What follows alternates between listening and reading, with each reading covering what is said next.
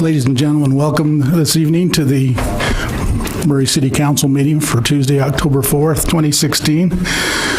Appreciate you being in attendance. I will note that Council Member Jim Brass is excused for illness, and also Council Member Dave Naponsky is not here this evening. We would ask, as we call this meeting to order, that you would turn off any electronic devices that you may have, or put them on silent. We'll begin this evening. First of all, I'd also like to welcome those who may be joining us via live stream at murraycitylive.com. We'll begin with the Pledge of Allegiance, and that will be led tonight by Keith Hall, a retired Fire Battalion Chief. Keith.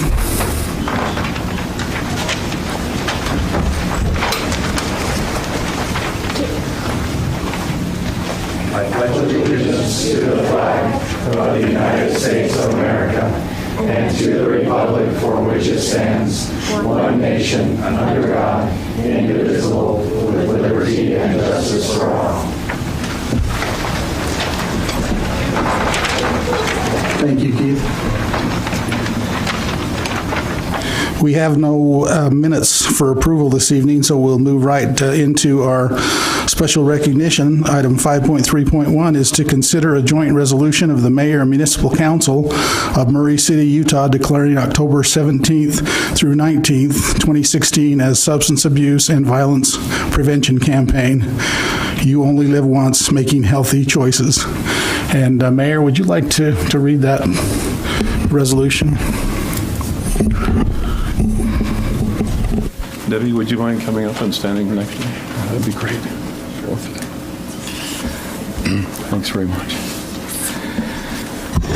Council, this is a joint resolution of the Mayor and the Municipal Council of Murray City declaring October 17th through the 19th, 2016 as Substance Abuse and Violence Prevention Campaign. You only live once. Make healthy choices. Be it resolved by the Mayor and the Municipal Council of Murray City as follows. Whereas National Ribbon Campaign will be celebrated in every community in the United States during the Substance Abuse and Violence Prevention Campaign, and whereas the National Drug-Free Federation of Parents and Youth are coordinating the prevention campaign in a united effort in the state of Utah during October the 17th through the 19th, 2016, and whereas students, parents, and community members will identify the harmful effects of substance abuse and implement healthy life skills and strategies to promote the theme, you only live once, make healthy choices.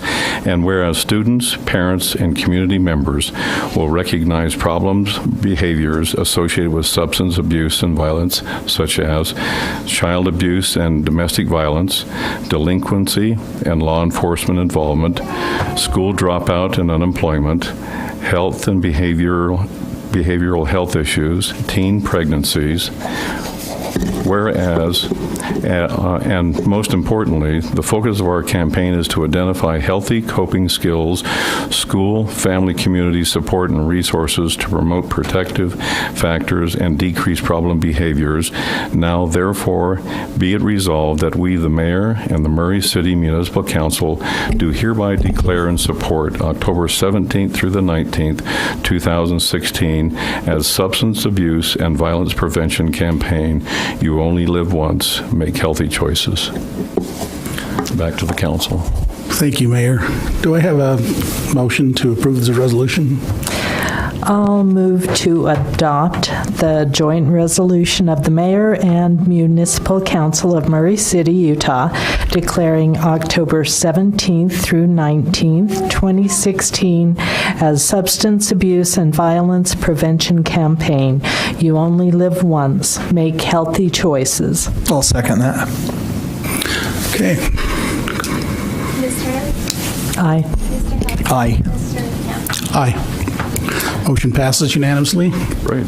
Then, Debbie, it has been passed, approved, and adopted on this, the 4th day of October in the year 2016, signed by myself and the Mayor Council. If you'd like to, you're welcome to say it. Thank you so much.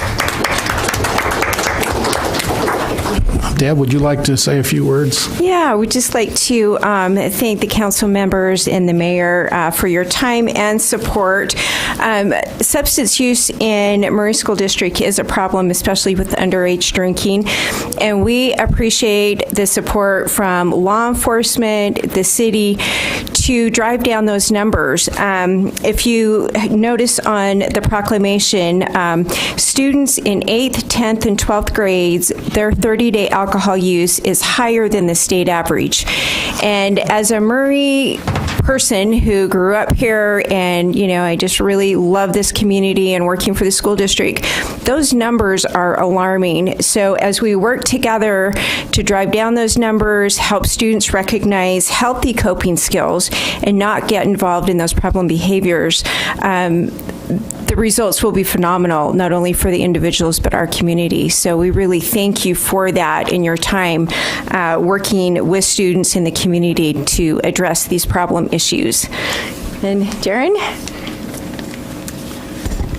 I'm not officially on the agenda. I'm Darren Dean with the Murray City School District. I'm over student services for the district, and I work with Deb on our prevention topics. And I'd just like to say thank you also. We're really excited. I know we had Janet Lopez here at our last in the Murray City Chamber, and we have a lot of community partners working on our prevention coalition. And we've been working with the Parents Empowered campaign through the state, and we just had a nice little piece where we're facilitating some conversations with parents and students about the importance of not drinking underage, and we're doing those at our parent-teacher conferences. So we appreciate your support from all the city does to support us in that, and look forward to improving these numbers and better outcomes for our students. Thank you. Thank you, Darren. Deb.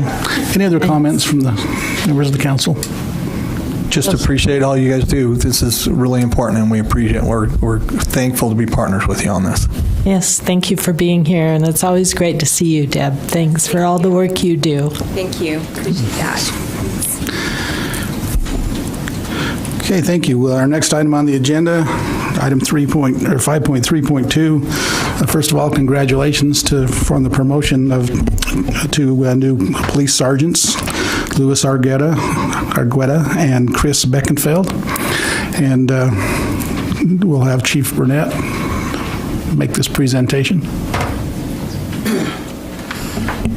Thank you. This is a very exciting day for the police department and for these officers. What's important to know is that obviously this is something that everybody works for and they push for. It's the first promotion. It's the opportunity to take a leadership role, and it's really important in the police department, and I think for the city, what our patrol sergeants do and what they are.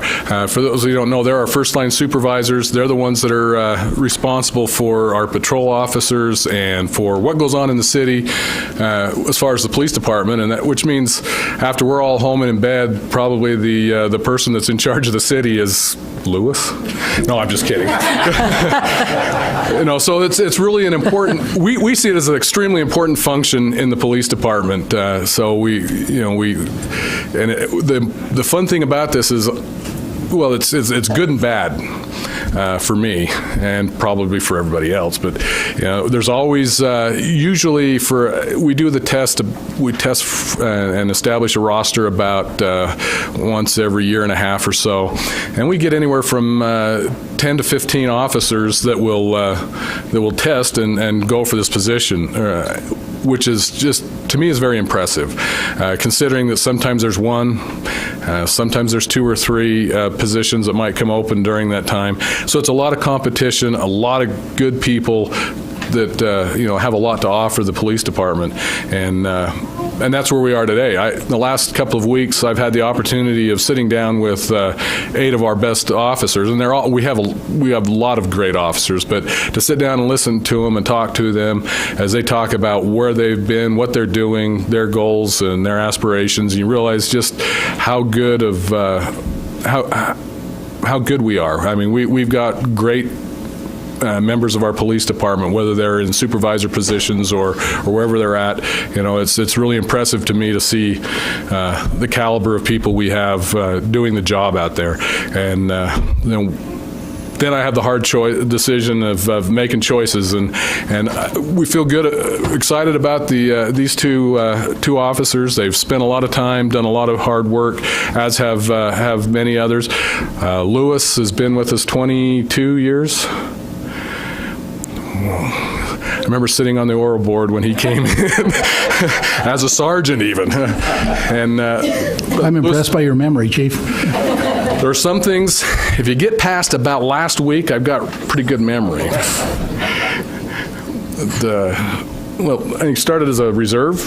Yeah. We had him working undercover and with the gang unit, doing some undercover stuff as a reserve, and worked his way in. And hired him. As an officer, he's worked patrol. He's been with the gang unit full time. Worked with Metro Narcotics full time, and currently he's up until this promotion has been one of our person crimes detectives, and has done an outstanding job for us. Chris has been with us 10 years. Someone who just, whatever needs to be done, he takes care of.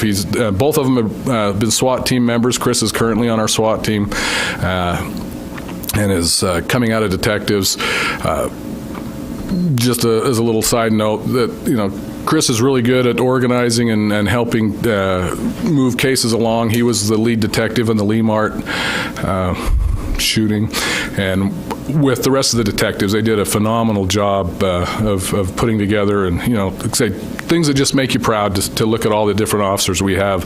And so I'm excited for them and the opportunity they have now to move forward and try something new, and get to see it, that heavy mantle of authority, of responsibility, more like it. And so we'd like to swear them in now. We've already had them working for a week, unsworn, but they were being paid. So, so if you guys want to come on up.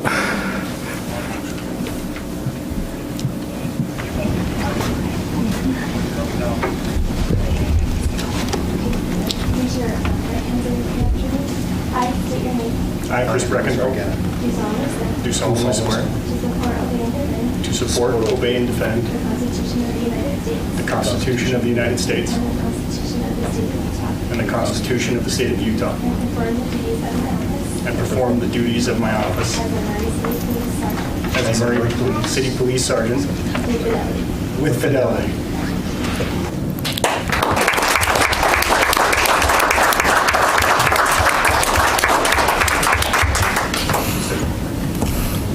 Whoever you've asked to come pin your badges on.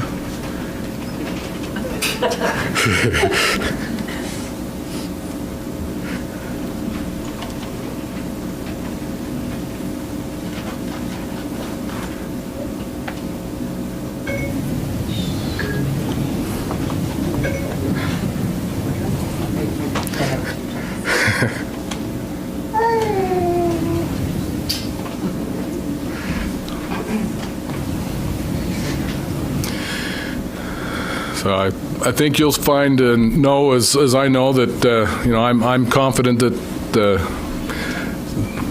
police department is well taken care of at night, or whatever shift they're working, and I know you'll see that with the rest of the city. Before you sit down, I'm not going to ask you to talk, but maybe you want to introduce your families and people that are here with you. Sure. First, start with my wife, Sherry. My daughter, Lauren. My sons, Connor and Mason. My parents, Louis and Yolanda. My father and mother-in-law, Keith and Judy. With me, I have my wife, Mikel, my in-laws, Deborah and Dennis, my sister-in-law, Melissa and Aubrey, my brother-in-law, Jared, my parents, Kendall and Mike, and then my kids, Christian and Chloe.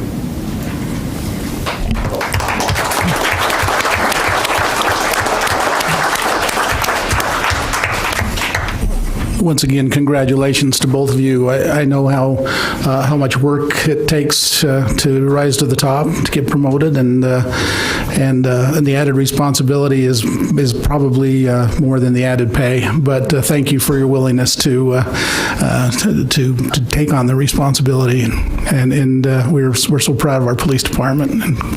And again, thank you. I'd just like to say thank you for your service. And as the chief said, you make us very proud. Thanks. Thank you. Okay, we will move on down the agenda. You're welcome to stay for as long as you like, but don't feel obligated. That's the whole audience, Blair. You're here all night, right? There goes our whole audience. Really, yeah. We'll pause for just a second.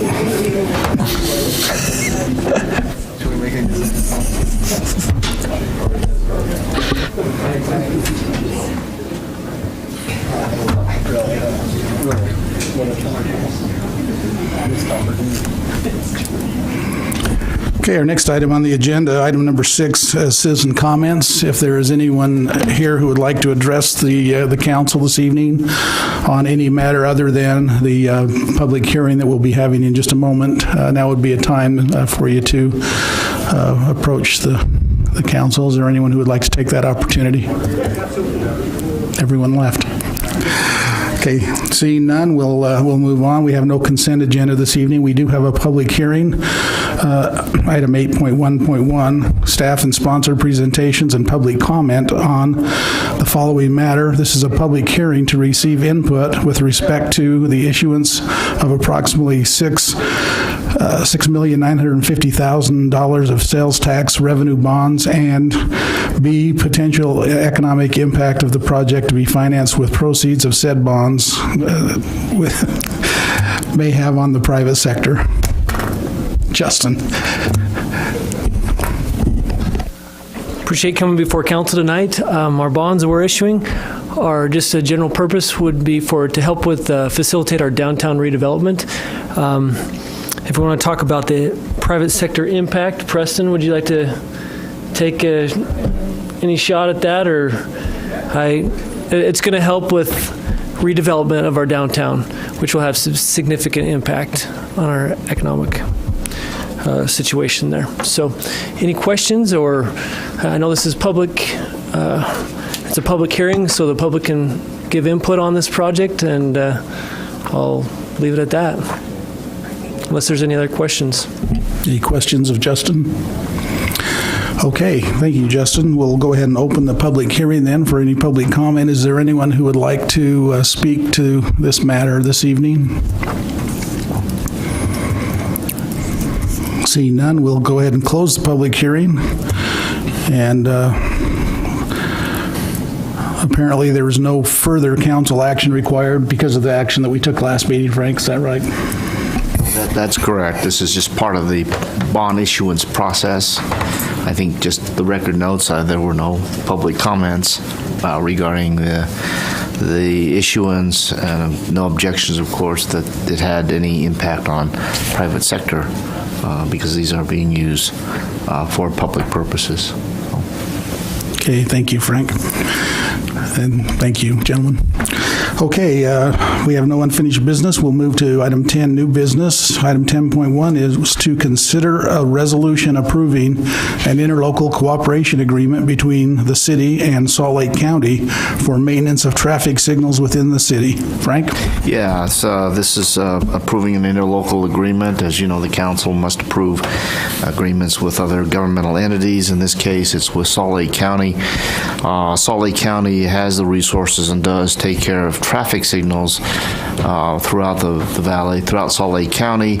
So it's economically better if they then assume the responsibility to maintain our traffic lights. It makes economic sense. So this agreement is with Salt Lake County, and they have been doing this for a long time. They have taken the responsibility of maintaining our traffic signals, poles, and other attachments to that. So this is just that agreement, continuing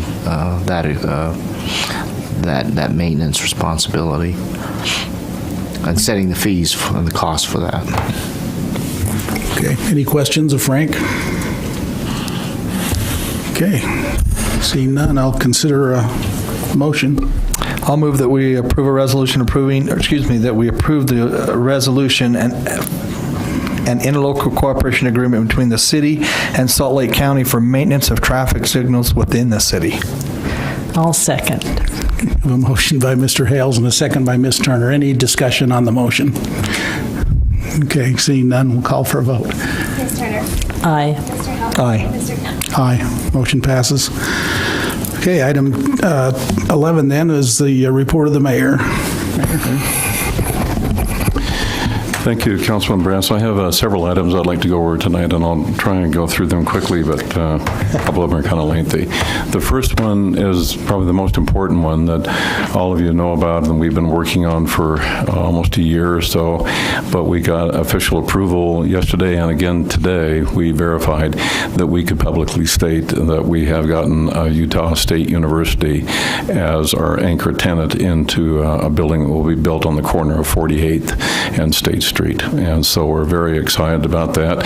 We believe, as we've stated other times, that this will start the dominoes falling, and we're extremely proud to have Utah State University have their campus here in Salt Lake City as their Salt Lake Valley extension of that university. So very excited about that. And then I have something that kind of segues right into that as well. I was going over all the issuance of grants from the CIP, from the ZAP funds, and seeing who got what in the ZAP funds. And there was a ZAP fund that was funded, and one of the applications was funded for over $2 million for the Wheeler Outdoor Center. And I didn't know what that was. And so I called Doug, and Doug wasn't sure of it. And so Doug did some investigation, because I thought it might be associated with Wheeler Farm, being as it was and might benefit our city. And we found out that it was. And it's in cooperation with Utah State University. So if I could just read this real brief paragraph just to let you know what's going on over there. And it's going to be a $2.5 million addition to our city at Wheeler Farm. So the Wheeler Farm Outdoor Education Center is a partnership between Salt Lake County and Utah State University Extension Services. USU has endorsed the project and is one of the key providers of educational opportunities for county residents at the farm. The building is essentially a large classroom that during the day will host school children on field trips at the farm, where they can learn about the world around them, specifically through outdoor educational experiences on the farm's 75 acres. During the evenings and weekends, USU Extension Services will host classes for residents on such matters as gardening, agricultural or related items, and the use of the farm and outdoor classrooms. The bond will provide $2.5 million towards this project to better Murray. So isn't that, I think that's really, I didn't know anything about that until 2 days ago. So we did get ZAP funding. We did. Say? We did, a little bit. And then just two other brief items. I'm sure that you're aware of one of our really great representatives up on the Hill is Representative Carol Spackman Moss. And she's going to be honored to be the recipient of the 2016 Eleanor Roosevelt Award at for the Utah Democratic Party. It'll be downtown at the Marriott, and we're thrilled that she's going to be able to receive this award, because we think she's been a wonderful representative of Murray up on the Hill. And then the last thing I just wanted to talk to you about briefly is the Murray Amphitheater. As you know, we've been very excited about, I think the Murray Amphitheater was built in 1983 or 84, I can't remember. 85, I'm sorry, 1985, and really hasn't had any improvements since that time. And so this year we've had money set aside to redo and improve the amphitheater, which included a roof over the amphitheater itself and a roof over the orchestra pit, which is very beautifully architecturally designed to enhance the building. Brand new bathroom facilities for the actors and actresses, and so that they'll have their own facilities and won't have to use the same ones that the public uses. a brand-new green room and changing room for them, a new ticket booth that will be an integral ticket booth with the building and won't be that little wooden stand outside.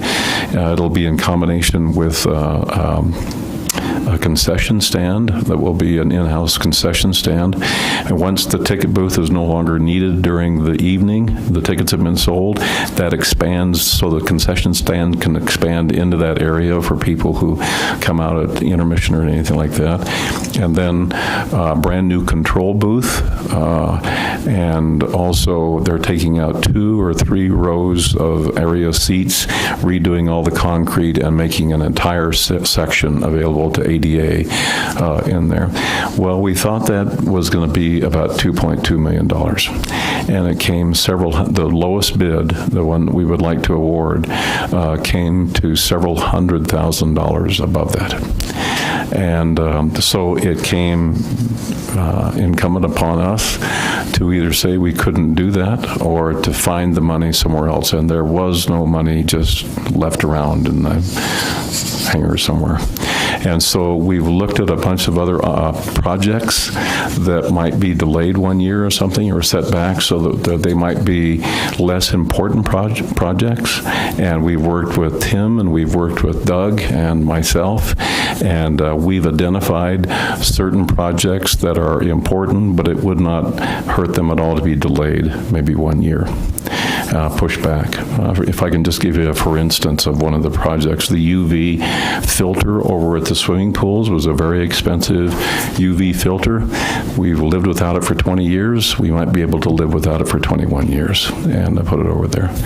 And we've been able to identify some of these projects, and we have been able to successfully come up with the funds to continue the complete renovation of the amphitheater.